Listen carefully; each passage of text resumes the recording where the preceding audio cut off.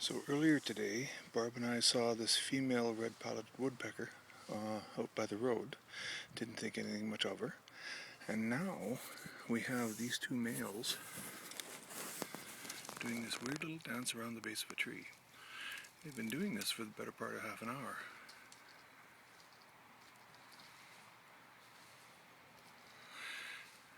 This is only an iPhone, so I wish I had a zoom on it, but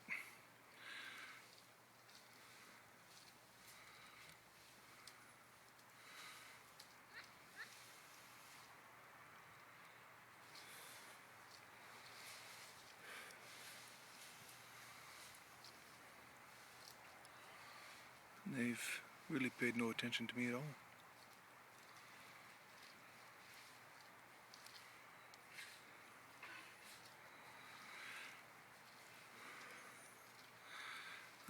I know it looks far away, but I'm only about 20 feet away from these things.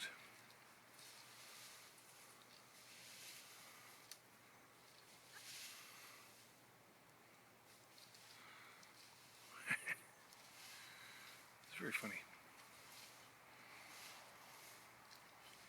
It's kind of like a little duel.